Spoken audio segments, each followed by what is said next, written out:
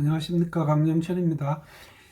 2024년 후반기부터 지금 2025년 지금 2월 중순이 되고 있네요. 다이빙계에서 좀 슬픈 이야기도 있고 여러분들에게 공유하고 싶은 뉴스가 몇 개 있어서 한번 준비해 봤습니다. 우선 팔라우에서 다이버 실종 사건이 있었던 이야기, 그 다음에 혹시 여러분 중에 최근에는 이 리조트에서 다이빙 해본 분이 없을 것 같아요. 말레이시아에 있는 라양라양이라고 하는 아주 유명한 리조트가 하나 있었습니다. 이게 지금 공식적으로 폐쇄가 됐는데 그 내용이 조금 조금 이상합니다. 이게 결국은 돈 때문에 이렇게 됐는데요. 라자안 팟이 전 세계 산호초의 지금 현재는 넘버 원입니다. 여기에 지금 백화 현상이 시작되고 있다고 합니다.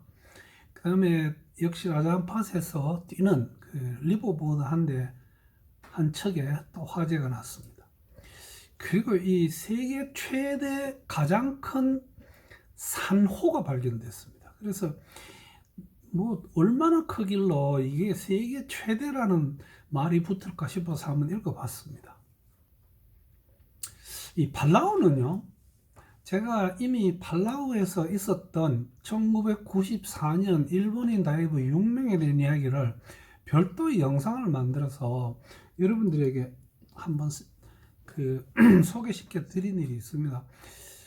작년 12월 26일 이 사건이 발생했고요. 팔라우에 현재 우리나라에서는 직항이 없죠. 그래서 이 팔라우 마니아들은 지금 괌을 통해서 가든지 어쩌면 일본을 통해서 가는 길도 있다고 합니다. 그 다음에 많은 분들이 비교적 저렴하게 하는 방법은 대만에 가서 그 중국 항공기를 타고 들어가고 있죠. 이 펠릴리오라고 하는 섬은 굉장히 팔라우에서도 아름답고 멋지기는 블루코너인데 정말 다이나믹하게 우리가 즐길 수 있는 곳이 펠릴리오입니다. 펠릴리오 코너 혹은 펠릴리오 컷이라고 하는데요. 바로 여기서 94년에 그 다이버 실종 사건 모두 사망한 걸로 되어 있죠. 같은 자리에서 이번에 중국인 7명의 다이버가 실종이 됐습니다. 전 팔라우에 해당되는 관계 모든 기관이 총동원해서 찾았는데 이분들이 27시간 동안 표류를 했고요. 펠릴리오에서 남서쪽 약 50km 떨어져 있는 앙가워라고 하는 섬 주변에서 개인 보트를 운영하는 사람에게 발견이 돼서 이분들이 살아났습니다. 아주 유명한 그 조류 지역이기도 하고요. 여기는 저희들이 다이빙하러 갈 때 이 지역의 조류에 대해서 잘 알고 있는 선장하고 같이 가야 안전합니다. 이게 다이버가 떠내려가는 데하고 배가 다이버를 찾으러 가는 데가 이렇게 뒤에 엉켜버리고 사실 바다에서 50km는 어마어마한 거리입니다. 그러나 이번에는 다행히 전원이 구조됐습니다. 바다에 떠서 27시간 있으면 많이 추웠을 것 같아요. 팔라우도 필리핀하고 비슷합니다. 12월부터 수온이 차지기 시작하죠. 이 1994년의 실종 사망 사건 때 여기 일본인 다이브 마스터 여자분이 이 슬레이트에 깨알같이 적어놓은 글 중에 너가 우리를 찾고 있는 것은 우리가 보이는데 너희에게는 우리가 보이지 않는, 되게 좀 그런 글을 써놨던 그런 사건이 난 같은 장소입니다.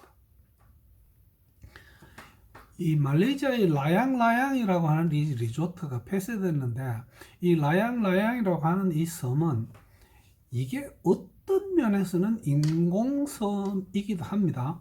여기에 리조트를 지은 사람이 뭐 흙하고 이런 걸 많이 갖다 붓고 그다음에 여기다 리조트를 하나 세워서 꽤 많은 분들이 여기 갔습니다. 이 라양라양은 제 기억으로 그 조금만 내려가면 바로 직벽이 되면서 수심 40m가 거의 매번 다이빙 때 찍는 수심으로 이렇게 되어 있었습니다. 저는 그게 싫어서 여기 가자고 하는 친구분들도 있었는데 저는 안 갔습니다. 이분들이 팬데믹 때 선불을 받은 돈이 외국인들에게 약 100명 이상 있었다고 합니다. 그래서 외국인들이 소송을 일으켰고 그 다음에 말레이시아 정부에서 너가 최소한 50%는 일단 돌려주라고 판결을 했는데 이분들이 그것도 돌려줄 어떤 능력이 안 돼가지고 작년 7월에 이 리조트를 폐쇄 명령을 받고 했습니다. 이 사진을 보면 이 라약이라고 하는 이 곳이 참 아름다운 곳으로 보입니다.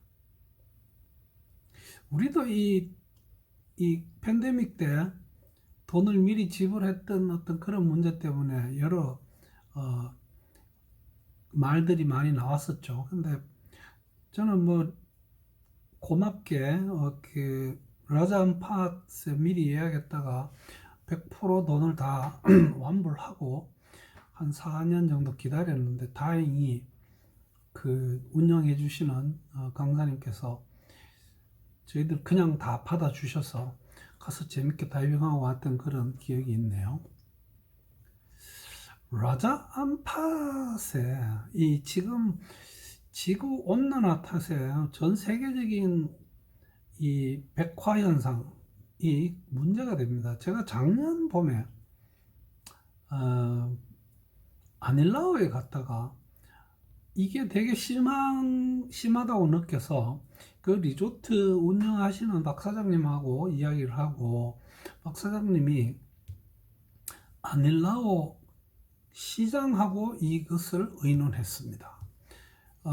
백화 현상 중에는 사실은 이 백화 현상이 나 있는 산호들에서 대장균이 발견됩니다. 뭐 꼭 그것만이 이유는 아닐 겁니다. 어쨌든 산호들이 죽어가는 이유 중에 인분에서 나오는 균이죠. 그게 발견되는 경우도 있습니다. 그래서 아닐라오도 나름 그 조치를 취하고 있는 걸로 알고 있고요. 이 라자암팟은 전 세계에서 가장 큰 산호 암초 지역입니다. 근데 여기에 또 백화 현상이 발견되기 시작해서 걱정을 많이들 하고 있습니다. 지금 친구들하고 그 내년 2월에 여기를 가자고 해서 그때 정신적인 준비를 하고 있는 곳인데 잘 보존이 되었으면 좋겠다는 생각이 듭니다. 이 라자암팟 웨이지오섬이라고 하는 그 근처에서 그 리버보드 이름은 일부러 제가 안 적었습니다. 화재가 났습니다. 배가 전소됐고요. 그 지금 의심하기로는 세탁실 쪽에 어떤 전선이 합선을 일으키면서 화재가 난 것 같다 이렇게 이야기하네요. 참 2025년 1월 1일 이 배를 타고 있었던 분들은 참 많이 힘들었을 것 같습니다. 다행히 승객 10명, 그 다음에 거기 승무원 18명이 모두 안전하게 대피가 되었습니다. 그 리버보드 화재에 대해서도 제가 이미 여러 번 소개를 시켜드렸고, 특히 지금 홍해 쪽에 리버보드에서 너무나 많은 화재 사고가 나고 있었습니다. 그래서 이집트 정부에서도 이거를 그 리버보드 업을 하시는 사업자들과 회의도 하고 더 처벌을 강화하는 그런 조치를 취한 것으로 알고 있습니다. 야, 이게 리버보드에서 그 화재 났을 때 제가 그때 권했던 것은 손에 쥐기만 하면 바로 가지고 도망갈 수 있는 여권 지갑이 들어있는 방수 가방을 하나 꼭 옆에 차고 주무시라는 이야기를 했던 기억이 있습니다. 세계 최대의 산호가 발견됐다는 그런 그 뉴스가 나와서 한번 적어봤습니다. 이게 남서 태평양 쪽에서요. 내셔널 지오그래픽 팀에서 이것을 보고 이렇게 사진을 찍어서 올렸습니다. 이 워낙 하나의 개체인데 워낙 커서 이걸 메가 코랄이라고 붙였고요. 하드 코랄이고 여기에는 비슷하게 생긴 많은 코랄들이 엉키고 붙어서 하나의 개체로 자란 하나의 생물체로 보고 있습니다. 그래서 아마 이 산호는 적어도 한 300년은 되지 않았을까 이렇게 본다고 합니다. 몇 가지 스쿠버 다이빙 이야기를 정리해서 25년 2월 보고서로 여러분들에게 말씀을 드렸습니다. 여러분 안전하게 다이빙하십시오. 시청해 주셔서 대단히 감사합니다.